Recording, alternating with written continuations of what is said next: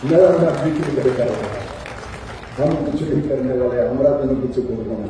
महाराज प्रद्युत किशोर मानिक्य किछु करबे ना, पूर्णचंद्र जमातिया करबे ना, कृष्णचंद्र जमातिया करबे ना, रामपद जमातिया करबे ना, और शुक्लाचार्य नवातिया करबे ना, और এখানে আমাদের জিতেন মজুমদারও করবে না, অভিষেক দেবরায়ও করবে না। কত সুন্দর মঞ্চ দেখো না মানিক বাবু, আইপিএফটি ত্রিপুরা মাতা বিজেপি একসঙ্গে দেখছুনি জীবনে, দেখতে যাও দেখো बड़ा सुंदर फोटो है, कत सुंदर फोटो। और তাদের ফটো আমি টিভিতে দেখি, একদিকে মানিক সরকার, মাঝখানে বর্মন পরিবারের লোকটা, তারপরে এদিকে আশিস শাহ। কি সুন্দর ফটো, এই ফটোটা দেখো ভাইবা আরো বোধ করবো। আমি তো বলি পূর্ণচন্দ্র জমাতিয়াকে, রামপদকে, বাগবাতে এই ফটোটা ঘরে ঘরে দেখান, একটা ফটো পাবে না এরা। কারণ কি, এরা এই ত্রিপুরাতে 50 বছর যাবৎ ত্রিপুরার মানুষকে লুণ্ঠন করেছে, নারী নির্যাতন করেছে। এই কংগ্রেস সিপিএম কে বলতো লাল গুন্ডারা হুঁশিয়ার, চীনের দালাল চীনে যাও, দেশ আমাদের গড়তে দাও।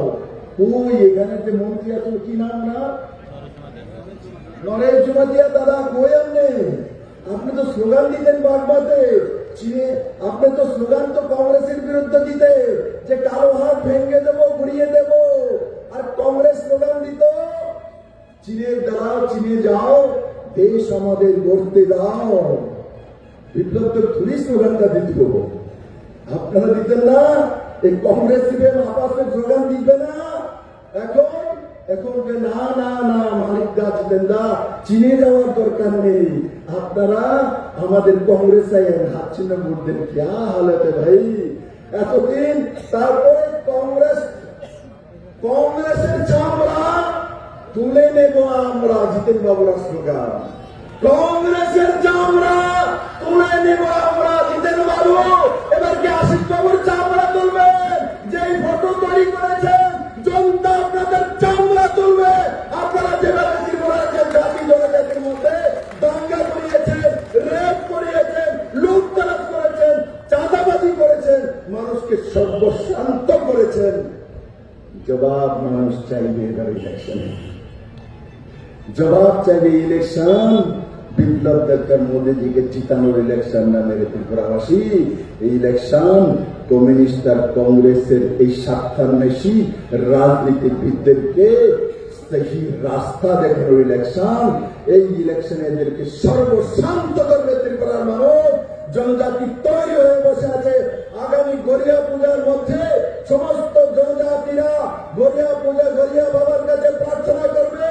এই যে শক্তিগুলি ছিল ত্রিপুরা রাজ্যকে বরবাদ করেছে, আর এই লোকসভা ইলেকশনের আগে যখন কিল্লাতে বাগমাতে গড়িয়া পূজা হবে, গড়িয়া দেবতার পূজন করবে, এই পূজনের মাধ্যমে এই প্রেত আত্মা থেকে পুরা ত্রিপুরা মুক্তি হয়ে যাবে মেরে মিত্র, পুরা ত্রিপুরা মুক্তি হয়ে যাবে। তাই আমি এই বাগমা এবং কিল্লার সমস্ত বাসীকে বলতে চাই, আপনারা ঘর থেকে বেরোন, একটি ভোটও যাতে না খারাপ না হয়।